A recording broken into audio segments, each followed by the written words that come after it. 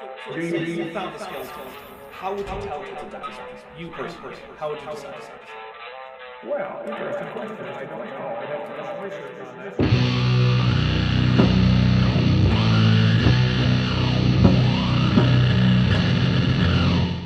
Hey there, YouTube. The Dapper Dinosaur here. I'm in my mech because it's fun and relatively quick to make videos with.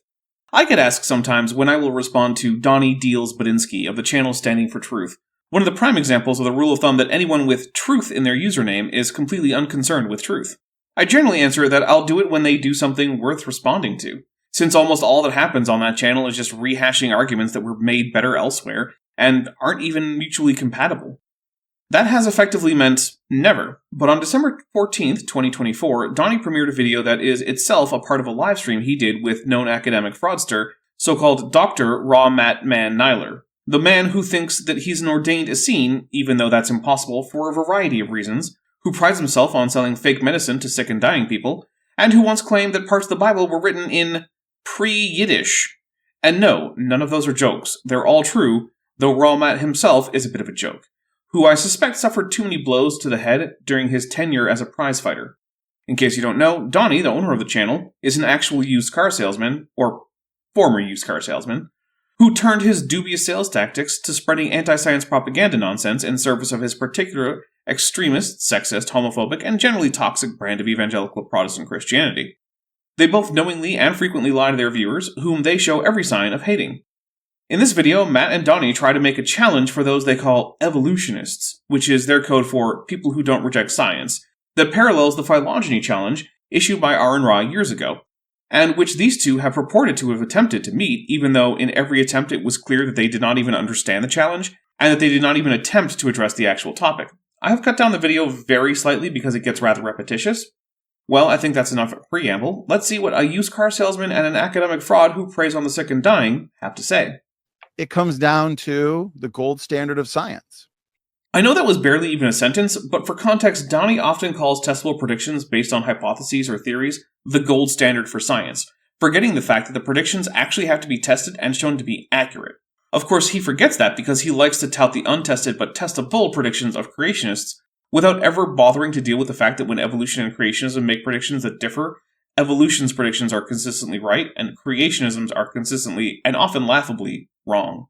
Was it predicted at all that we discover? Because from my understanding and the countless lectures that I've listened to from those on the evolution side, the paleoanthropologists, they were surprised by the fact that we have Neanderthal genes and the fact that we not only mated with them, but produced fertile offspring. I neither know nor care if it was a surprise to paleoanthropologists. Evolution itself doesn't really make a prediction on that, although hypotheses under the umbrella of evolution do. Evolution says that some closely related species will have interfertility on a spectrum. Whether or not Neanderthals were closely related enough to Homo sapiens to be interfertile with them to some extent isn't a question that we can answer simply by assuming evolution is broadly true, or assuming it's not. So the answer to the question of whether Neanderthals mated and had fertile offspring with modern humans doesn't really matter to the question of whether organisms evolve or universal common ancestry is true, or any of the other parts of evolution that these two don't like. It's at best a red herring, because anytime a scientist is surprised, these two like to pretend that that's somehow a problem for a huge field of science. So that wasn't predicted, from my understanding. Yeah, but Donnie thinks that both hydroplate and catastrophic plate tectonics is true, and those are mutually contradictory. So his understanding isn't exactly very important. Oh, he's also a sexist piece of shit, so, not really relevant. I just thought I'd be mean because, well, he deserves it. And so it seems like in the evolutionary model, there's always these data points that come along that evolutionists didn't predict. They did not expect. They were caught off guard. They were surprised. Well, since the theory of evolution does not on its own make predictions about all possible data, that should be expected. Think about it in terms of another theory that creationists generally do not argue against, although Raw Matt does. Namely, the germ theory of disease. The germ theory of disease says that infectious diseases are caused by tiny biological entities such as viruses, bacteria, and even occasionally eukaryotic parasites, like the malaria parasite. Now, it makes many predictions, such as that we can isolate and culture these pathogens, that drugs that will kill them in culture will prove effective at killing them in an affected patient, that their future behavior will follow the basic principles of evolutionary biology and population genetics, etc. But does the germ theory of disease predict when and where the next pandemic-causing virus will emerge? No. That last one was a surprise. Is that a reason to dismiss the germ theory of disease? No, of course not. There is no way for one to go from accepting the germ theory to then suddenly being able to prognosticate exactly when and where a new virus will evolve to become a new worldwide plague. Similarly, common ancestry, being true, does not on its own mean that you can look at the bones of two species and tell if they could interbreed or not. But Donnie seems to think it should be able to. My question to Donnie would be, assuming for the sake of argument that evolution is true, how would you use it to determine if any paleotaxon was capable of interbreeding with any other taxon, living or extinct, by just looking at mineralized tissue remains of that paleotaxon? I also extend this challenge to any creationists who are watching. If you think that this is something evolution even could do in principle, let me know how it would. And as a warning, if you decide to invalidate the hypothetical by just saying that evolution isn't true, so you can't assume it for the sake of the argument, you're just going to get deleted and banned as a bad faith actor. If that's your position, then just shut up and consider why you're so colossally bad at thinking that you can't even entertain an idea without accepting it. And therefore they now have to, which again, based on presuppositions and worldviews, it makes sense. They have to come up with rescue devices or post hoc, ad hoc explanations. For what? That two species had some degree of interfertility? That's been known for a very long time. That's not a surprise. And finding something that was not predicted is not necessarily a surprise. If you're driving through an unfamiliar city, you can't predict any of the street names with any accuracy. Does that mean that every new street name is a surprise?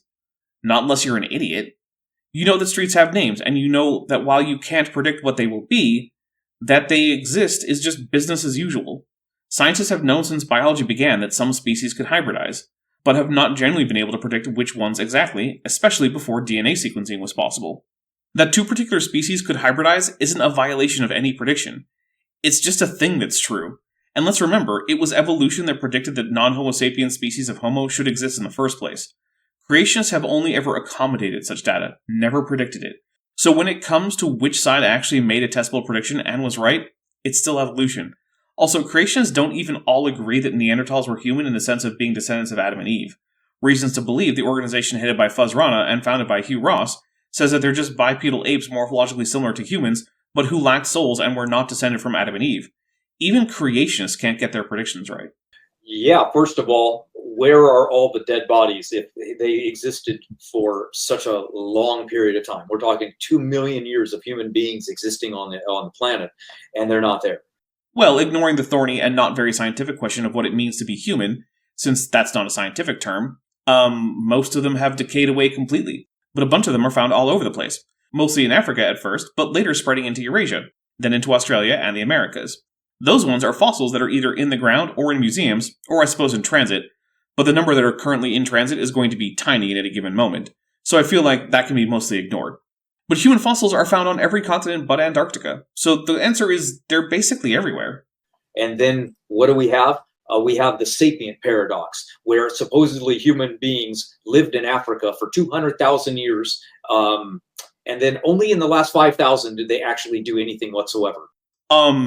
During that time, they got to essentially every habitable corner of the world, invented agriculture, domesticated numerous species of plants and animals, invented pottery, increased the sophistication of their tools immensely, created pre-civilization stonework structures like Göbekli Tepe, Karahan Tepe, and Stonehenge. I'm sorry that they didn't build pyramids or cathedrals, but to say that they did nothing is incredibly stupid. Also, civilization, as in urbanized societies, had to start at some point. At any time it started, one could ask the question, why did it start then and not some other time? And the fact is, I don't know.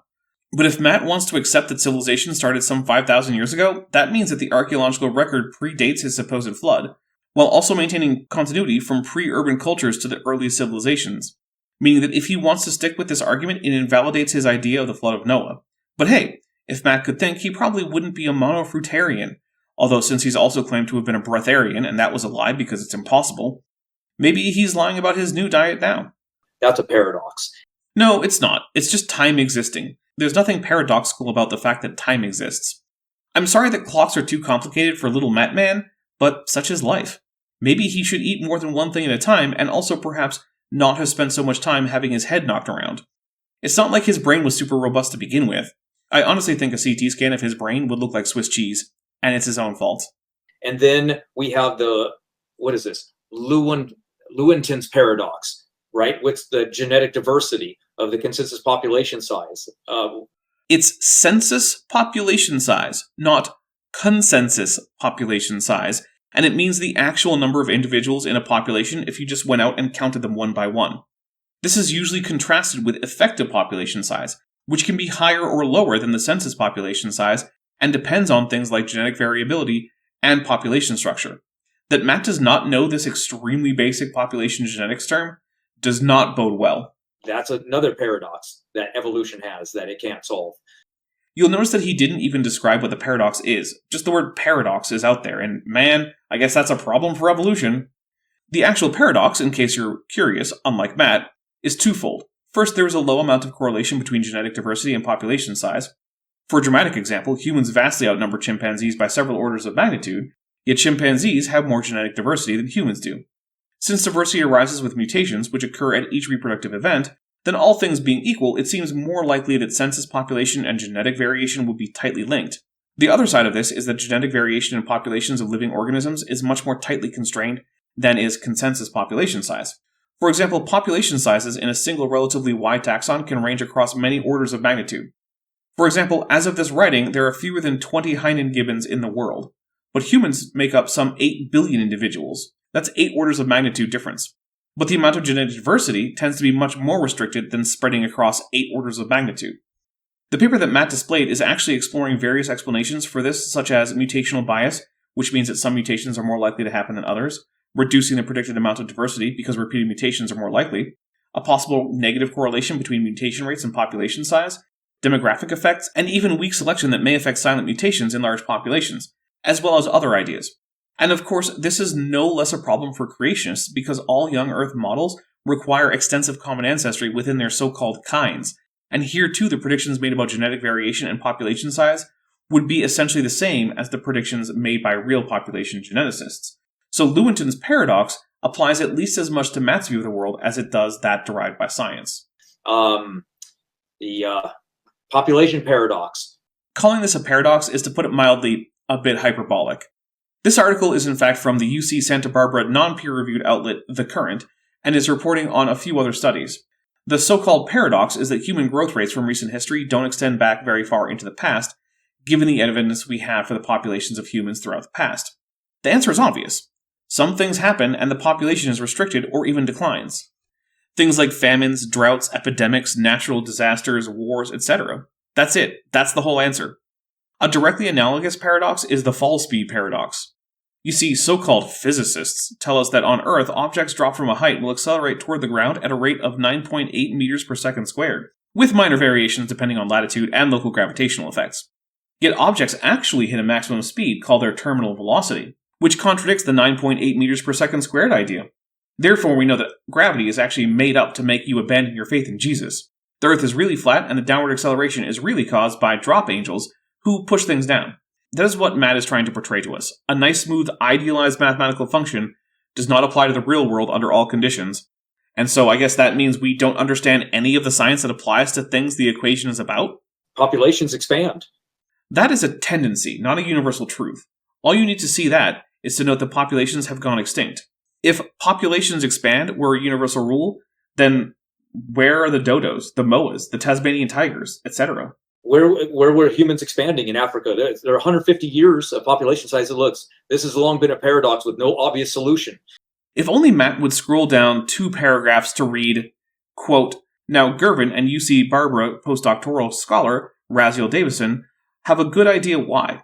Slight changes in average fertility and mortality rates between then and now, combined with periodic catastrophic events, could explain what scientists call the forager population paradox." End quote. I guess he won't scroll down, though, because that's less convenient to him. And of course, the author of this, Andrea Estrada, is a pop sci writer, not a scientist. Her goal is clicks, not the accurate communication of science. Matt could have gone farther than this article to look at a real peer-reviewed research paper, but that sounds like work, and we all know if there's one thing academic fraudsters don't want to do, it's work. If they were going to work for their results, they would just be scientists. Then we have the phenotypic diversity paradox. Why isn't there a nested hierarchy from humans that have been living in Africa in the most diverse region on Earth? There's no phenotypic hierarchy. It's not even clear to me what a phenotypic hierarchy would mean, since similar phenotypes can be caused by different genotypes. For example, there is more than one phenotype that results in adult lactase persistence, that is, not being lactose intolerant, in humans. Similarly, humans with pale skin in Europe and East Asia have different genetic causes for their low melanin levels. But if you want a genotypic hierarchy, here it is. It's exactly what we would see if Noah's Ark was true. The phenotypic diversity between all the different people groups matches equal. It's identical between every people group. Wow, I look forward to reading what Matt's criteria and measurement techniques were that allowed him to come to this conclusion. I'm sure that since he's talking about it now in public, these data have already been published. Odd that he doesn't say where. In reality, humans are very closely related, and most of the morphological differences between humans is relatively minor, and not the kind of thing that we should expect to have significant phylogenetic significance. That's why not even creationists like Nathaniel Jeanson or Robert Carter look at morphology in order to figure out the genetic history of humans. Instead, they look at human DNA. Humans are actually a very homogeneous species. That's exactly what we would expect if the biblical model was true.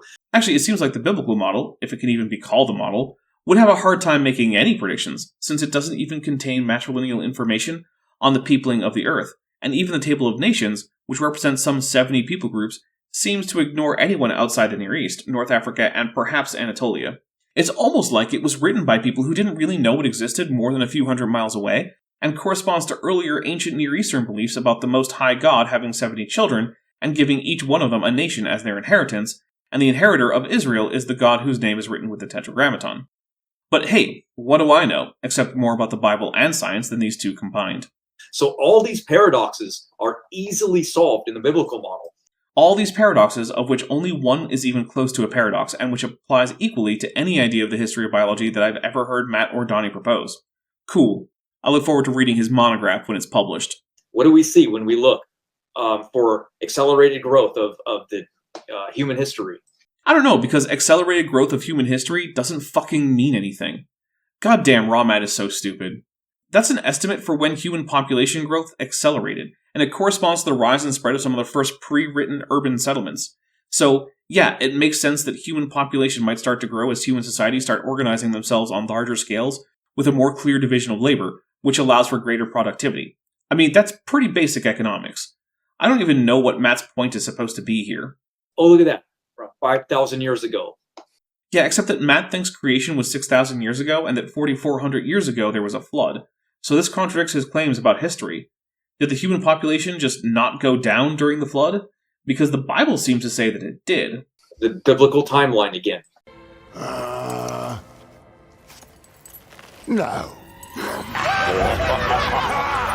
When did deleterious mutations arise? 5,000 years ago. No, it's 5 to 10,000 years, putting the median time longer ago than what Matt thinks was the start of the world. Even though if he's right, most of them should trace to less than 5,000 years ago. And further, you know why this is finding such recent dates for deleterious alleles? Because of selection. Essentially, this is telling us how long, on average, it takes to completely select out a deleterious allele in the human population. When did, look at this, human gene mutations began showing up 5,000 years ago. This is literally just another PopSci article referencing the same research as the last one.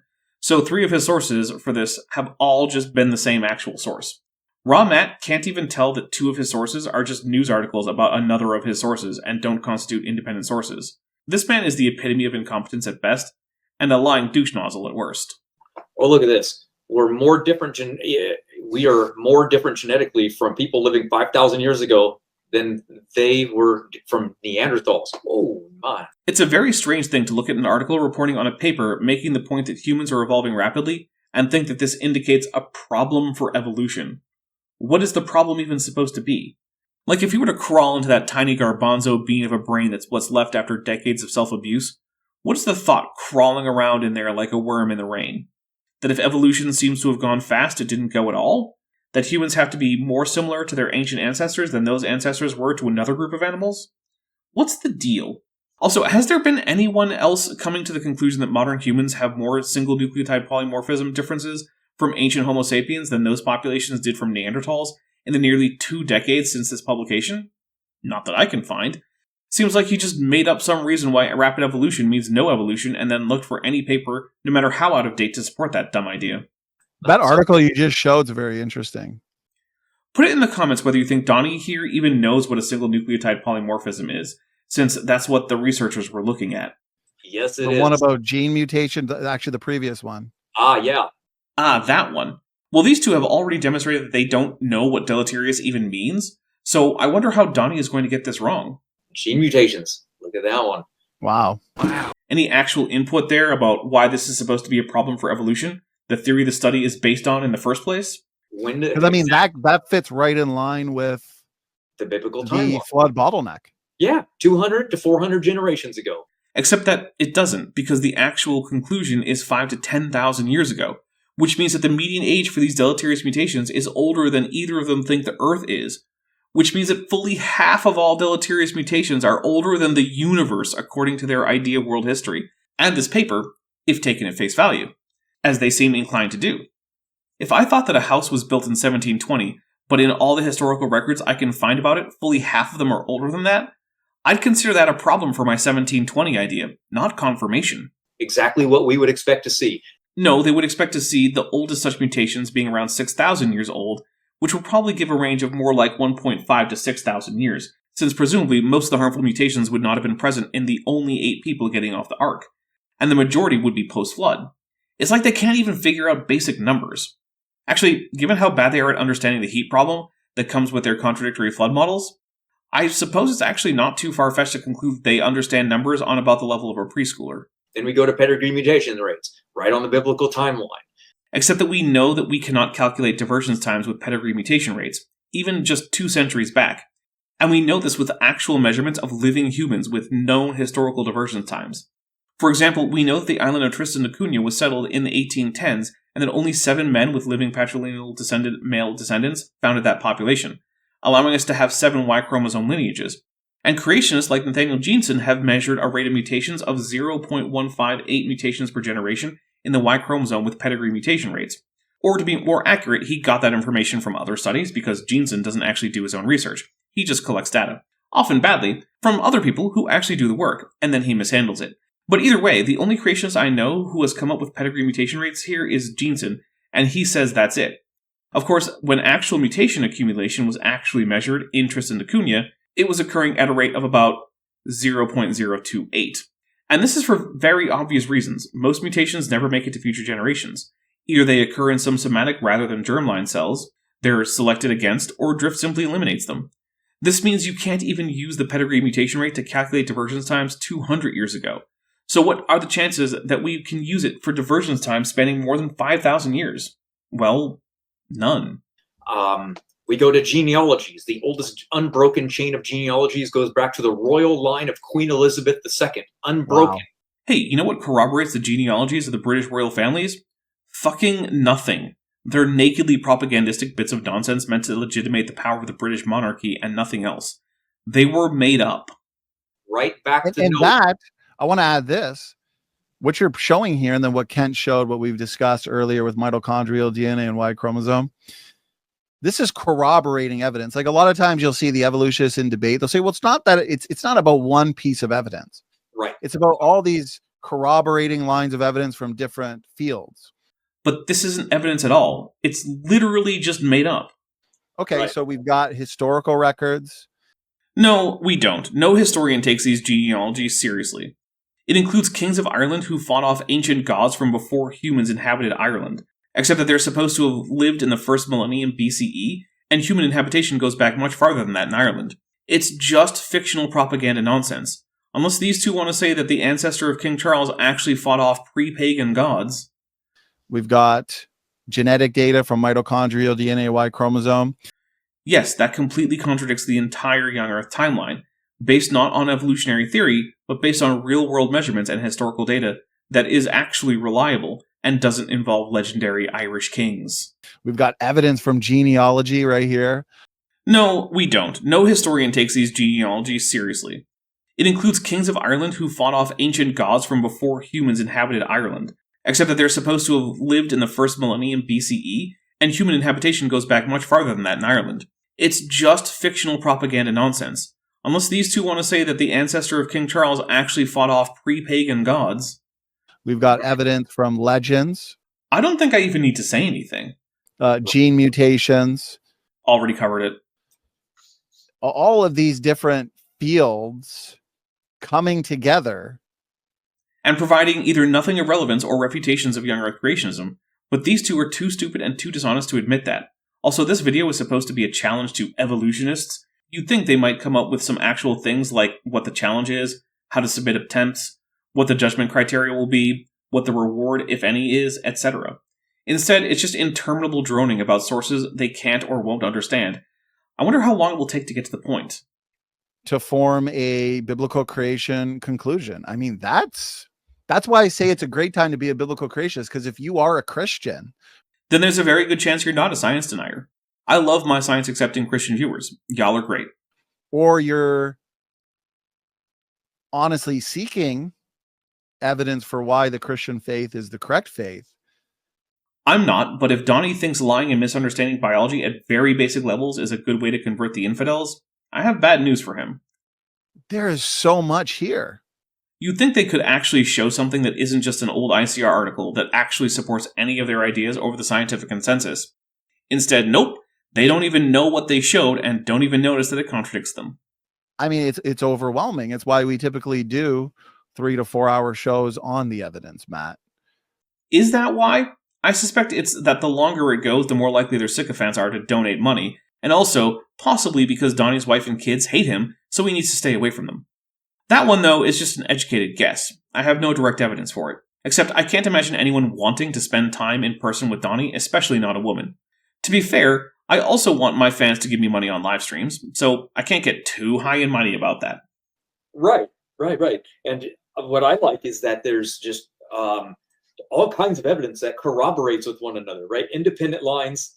Oh man, yeah, I got a boomer tab set up on. Look at all those Earth. Hey Matt, all those tabs, shouldn't it be a flat Earth though? It looks like a globe to me. I honestly think that Matt just did a Google search for 5,000 years and pulled up anything that has to do with that. As if the fact that things happened longer ago than the flood is proof of the flood somehow. And of course, remember, if the Egyptian civilization started right after the flood, then it would have to have had far too many people based on the human population growth rate argument from earlier. So, oops, looks like once again, Matt can't even be consistent with himself. I guess that explains why he likes the Bible, and specifically Genesis, which contradicts itself several times just within the first 5 chapters. Also, that comment about the tabs was from friend of the channel Zach B. Hancock, who makes excellent, if perhaps a bit technical, videos about population genetics. Look at all that front-loaded diversity in your computer, Matt.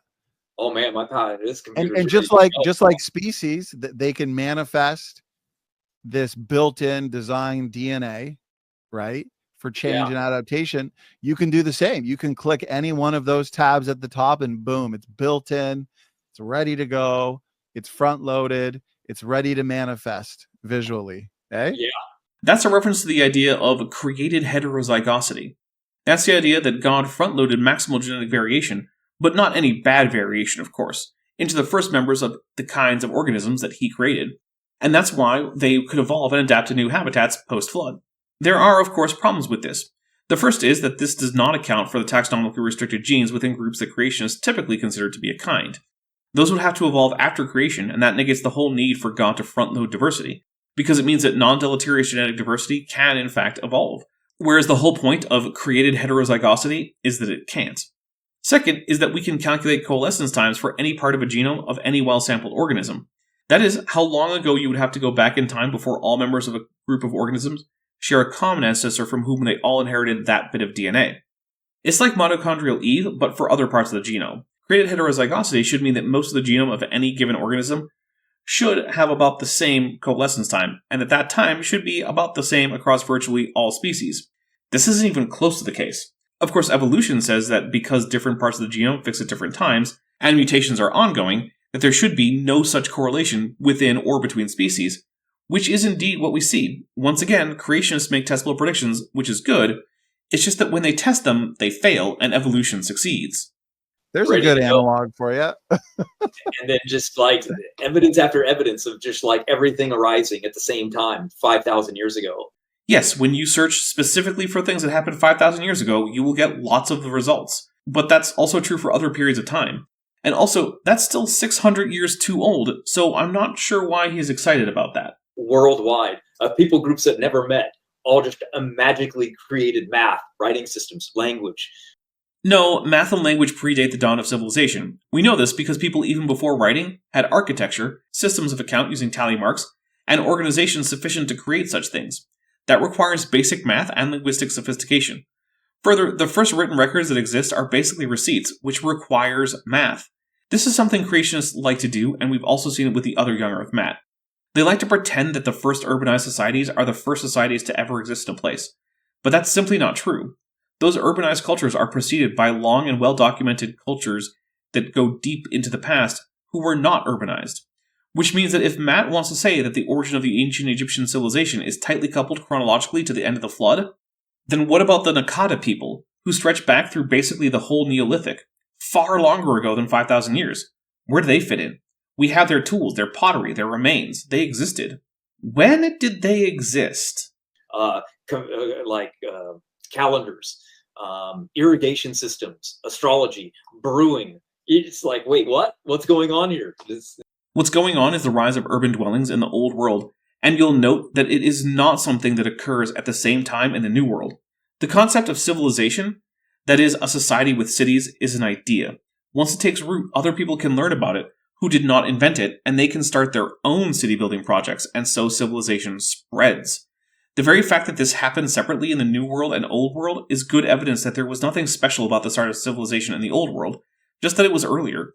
And of course, if those civilizations are going to have myths about their past and how their societies came to be, it's not surprising that they set them at the beginning of civilization as they know it.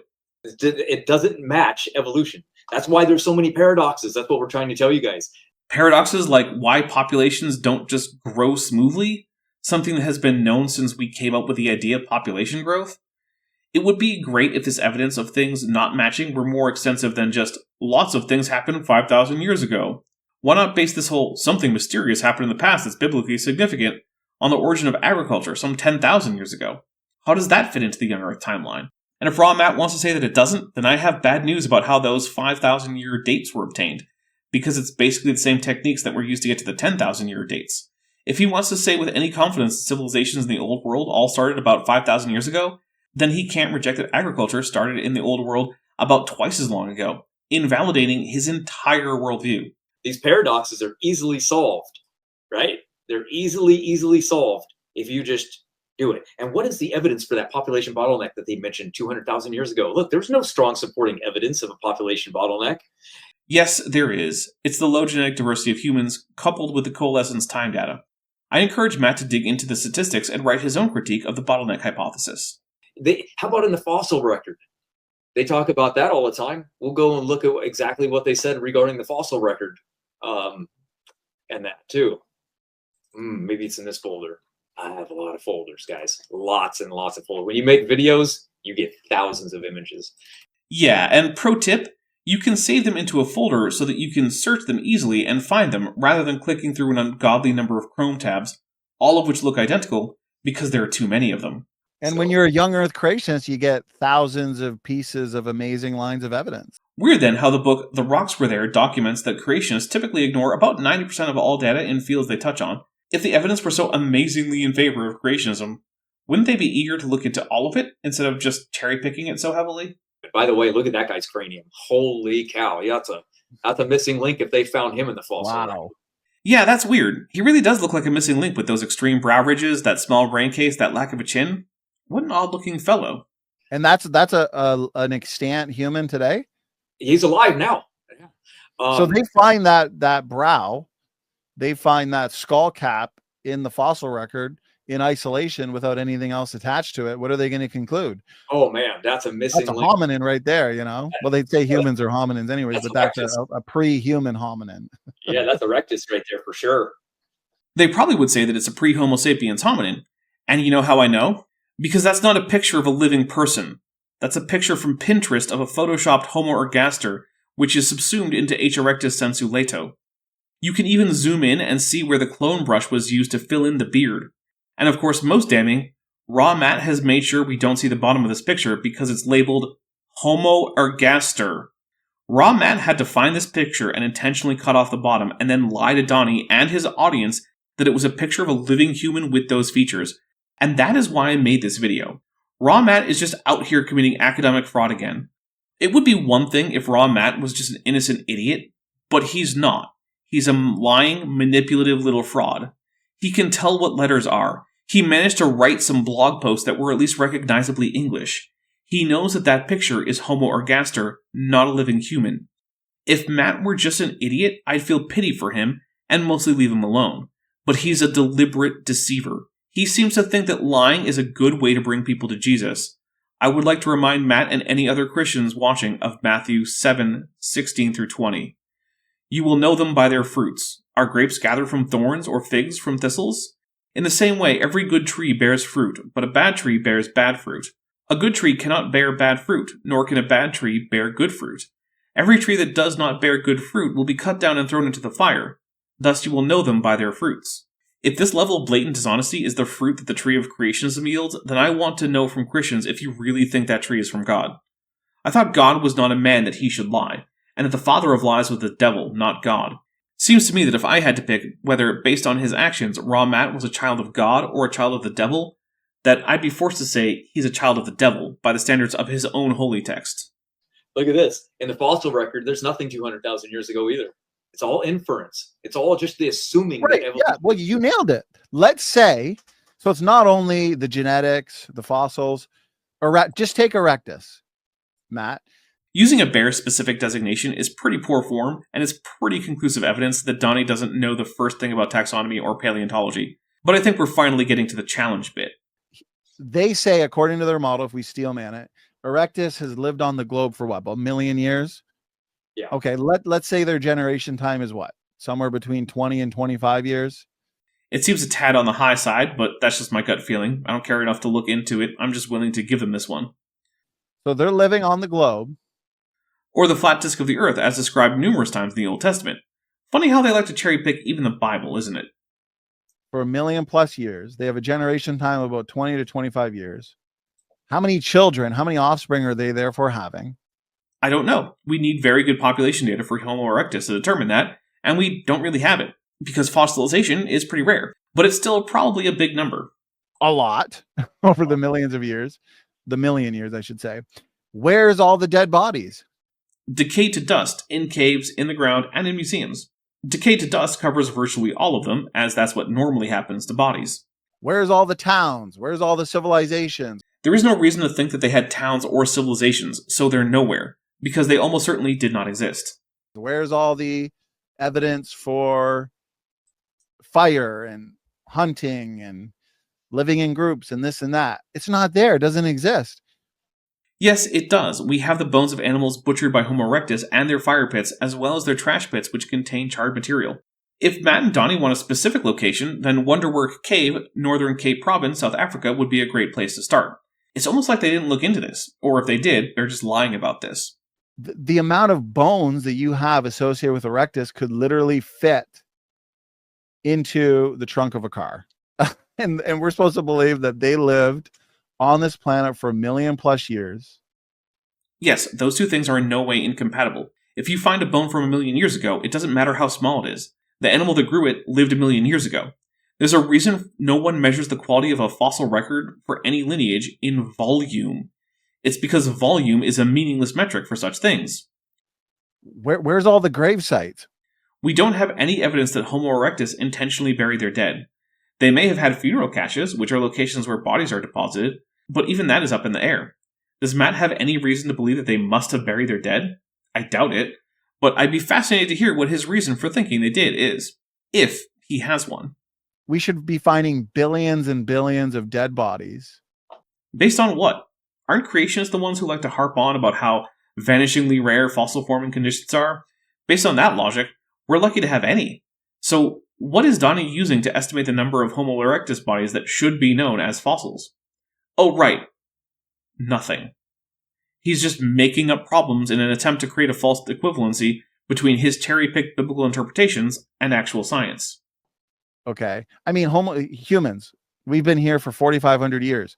Today we got 8 billion people. Countless grave sites, tons of evidence for civilization, towns, hunting, intermingling, socialization, so on and so forth. Okay, and also he does know that most of that evidence is very recent compared to how far back archaeology goes at maximum, right? It's almost like the farther back into the past you investigate, the less evidence is left behind in the present. Weird. Where's their campsites? Where's this? Where's that? It doesn't exist because the evolutionary story is just that. It's a story.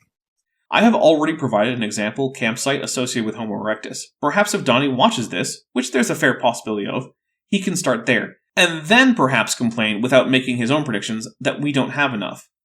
Then I'm sure myself or Gutsick Gibbon can provide more locations, but no matter how many are provided, he won't be convinced, which is of course why he's not himself actually using evolutionary theory to come up with the expected prevalence of any of the things he's whining about not being extant. He's not here for an honest look at the evidence or a good faith dialogue. He's just here to make himself feel better about believing obvious nonsense. I think the most complete erectus example they have is Turkana Boy. That's true. So they have one somewhat complete example. No, that's just the most complete one. There are other specimens of various levels of completeness, but so what? One is enough. About half of paleotaxa are based on a single specimen. And we have nearly complete skulls galore, including KNMER 3773 and Sanagren 17. And since the most significant differences between Homo sapiens and Homo erectus are in the skull, that means a lot. We should be finding hundreds of thousands. Based on what, Donnie? Where are your statistical calculations to predict the expected number of Homo erectus fossils and their completeness? Because it seems like you didn't do any. So you're just making shit up. What's the number of fossils we should expect if evolution is true? Let's get a number. So, where's all the dead bodies? Where's the evidence for the story? It's not there, brother. Here's a map of Homo erectus sensu lato finds. So that's where they are. Right. Exactly. That's why there's so many paradoxes. There are paradoxes because we don't find an unspecified number of Homo erectus skeletons? I don't even know what that could possibly mean. And you notice that all of these paradoxes are easily solved with our model? No, I haven't, because they don't actually have a model. They have contradictory, already disproven nonsense. How many Homo erectus skeletons should there be if Noah's flood is true? I don't know. How does that mesh with the fact that observed and measured mutation accumulation rates show that humans share their last common ancestor longer ago than they think the universe has been around? If the old world civilizations emerged in the immediate aftermath of the flood 5,000 years ago, then what do we do with the archaeological record stretching back several times older than that? They have nothing to explain this.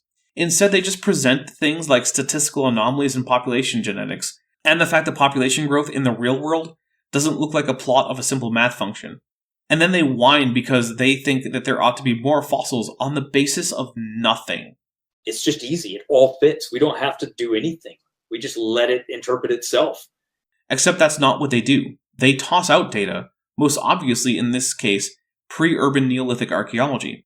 On the other hand, real scientists have to go through reams of data from dozens of papers just to feel like they can write one new paper, because accounting for all the relevant data is key to real science.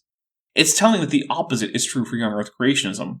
And the only thing that just throws it off is people's fixation that radiometric dating is the only way to go.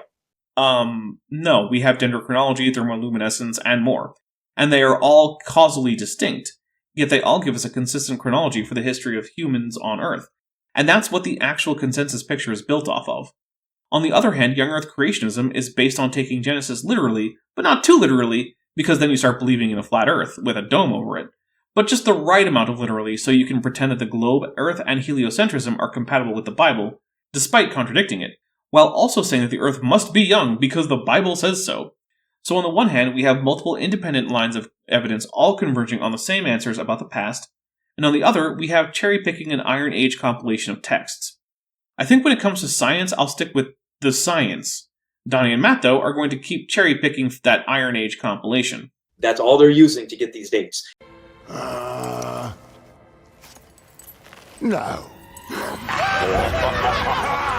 And then they say, well, we have to use the radiometric date to get these phylogenetic mutation rates. Well, first, they're phylogenetic replacement rates, and no, we don't. We can use historical records and measure them in the present. This is, in fact, another independent dating method that happens to agree with radiometric dating, but doesn't depend on it. So we can't trust the observable thing that we actually see with our eyes. We have to deny what we see. Well, first, you can't see pedigree mutation rates with your eyes anyway. That's why you have to do things like take swabs and culture cells and extract DNA and so on. But second, the phylogenetic replacement rate is easily observable in places like the Canary Islands, Tristan da Cunha, and a few other places. It's directly measured, not inferred based on evolutionary theory and dating techniques. Unless by dating techniques we mean written historical records. You know, the kind of historical records creationists pretend to like, at least when it's in the Bible. And we have to go with what we assume to be Okay, let me true. say this, Matt. This critic says, Erectus now built cities. LOL, what a crazy claim. Well, Abe is right. It is a crazy claim. H. erectus went extinct long before the first evidence we have of cities anywhere on Earth. if you're going to look to cities today like New York and Chicago, well, of course, they weren't that sophisticated. But where's evidence for for their villages? They didn't build those either. They were nomadic hunter-gatherers. They at best had habitual campsites that they used from year to year, but that's it. There are people who live that way today, and they don't have villages as such. A yurt can travel with you, and chances are that they didn't even have dwellings as sophisticated as that. In order to expect villages, Matt and Donnie would have to give independent evidence that they were sedentary, and as far as I can tell, they haven't even tried. The campsites. I already provided that. Here's a challenge. Here's the challenge to the evolutionary community. Finally. Put out a video responding it. I want to see the rescue device. They'll just say, well, fossilization's rare.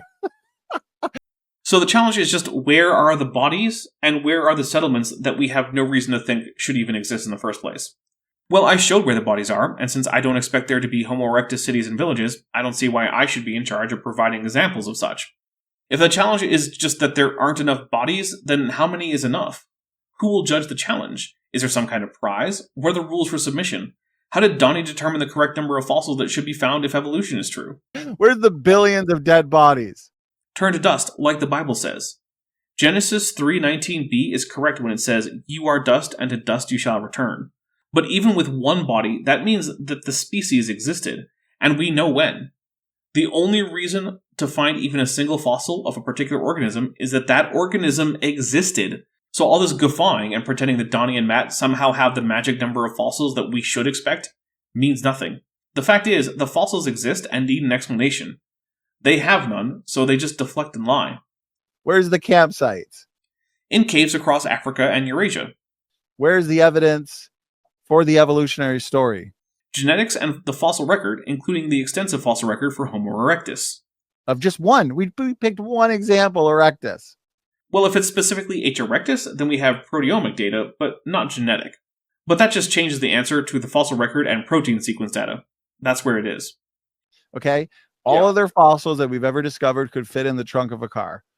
Okay, that means nothing to this discussion. So you could say they all fit in a shoebox, or they all couldn't even fit in an Olympic-sized swimming pool, and it would be completely meaningless. The quality of a collection of fossils isn't measured in volume. It never has been. It never will be. Yet So they here's live the for challenge. million You years. know, Aaron Ra puts up the phylogeny challenge.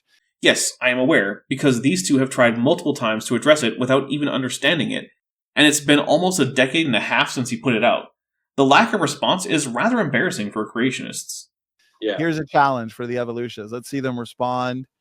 Okay, I don't want keyboard champions dodging in the comment section. No, put out a video, write an article, convince us that your story's true. Okay, where's the billions of dead bodies? Where's the campsites? Where's the evidence for their 1,000,000+ years of existence? They're not open to being convinced, and that's not a valid challenge anyway. I'm going to use a somewhat modified version of MC Toon's challenge criteria. The modification is simply that I don't think there needs to be prize money, and so all the bits about having the money in an escrow account that can be verified is not necessary.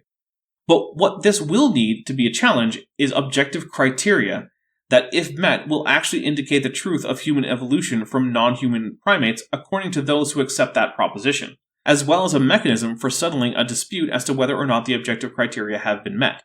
For example, a panel of experts with publications in the field in peer-reviewed journals to be selected by both claimants and challengers. Further, the problem with a challenge to simply convince either of these two is that we've already seen that they're both simply willing to lie to save face or convince themselves and others of obvious falsehoods. So there's no point in trying to reason them out of a position that they didn't use reason to come to in the first place. As for the requested evidence, it's already been provided, and they can do their own literature search for more, of which there is a lot more. All right, go ahead, Matt. Oh, no, that's good. Yeah, I don't think they ever thought it through, why there should be like 2 million years worth of hominid species that were obviously sailing. They look it up. They supposedly sailed the open sea, and yet they weren't smart enough to do anything with their dead bodies. It makes no sense. I don't see how that follows, but that's what I'd expect from Mr. Pre-Yiddish. We'll see what they say, though, right? There's got to be a rescue device. That's what they're known for. Throw in the rescue device. They exist. And right at the end there, Zach B. Hancock points out that he's already put out a video. Also, rescue device is just creationism speak for reason I'm wrong, but that I want to arbitrarily reject. So is this video an answer to the challenge? Well, no, because there is no challenge. There are no clear objective criteria for meeting the challenge, and there is no way to adjudicate in the case of a dispute whether or not the challenge has been met. Without that, this is just chest thumping and shouting, "Debate me, bro," but not live. So to Donnie and Matt, put out a challenge that is actually a challenge, and then we'll see. In fact, why not put your money where your mouth is, put some money in escrow, find a bit of evidence that would confirm human evolution if found, that is actually predicted by evolution according to those who accept evolution, and give us submission guidelines and objective criteria to win the money. I know you won't, though, because such a challenge would be a losing proposition. There's a reason that just like Flurf challenges, all Young Earth challenges are fake. This goes at least as far back as Ken Hovind's fake challenge to prove evolution that actually required you to convince Kent that God couldn't have done something. Since that's obviously impossible regardless of whether evolution is true, his money was safe. These two aren't even putting up money for their fake challenge. I would suggest that no one attempt to take them up on this until they make a real challenge, and don't lie in their video or blog post or whatever announcing it. I won't hold my breath for that. Oh well, I'm the Dapper Dinosaur. I hope you like this video. Like and subscribe. Hey, before you leave, I just want to take a second to thank my patrons and channel members, especially those pledging $20 or above. Ben Tovind, Ferravara, Tapioca Weasel, Whispers, Eleron Teller, Ian Chen, Kelvin Brostick Van Manen, Landon Knoll, Mabdy Babdy, Wallace, Max Cherry, North Texas Fossils, John Ackerman, and Strawberry Vein. It's because of my channel members and patrons whom you're seeing on screen that this channel can stay afloat. Without you, it would all shut down. If you want to join the team, there's a link to join the channel below this video, and there's a link to join the Patreon in the description. On the Patreon, you can get a 10% discount for pledging annually, and either way, you get early access to virtually all of my scripted videos, often 3 to 5 months before they come out for the general public. Thanks for watching.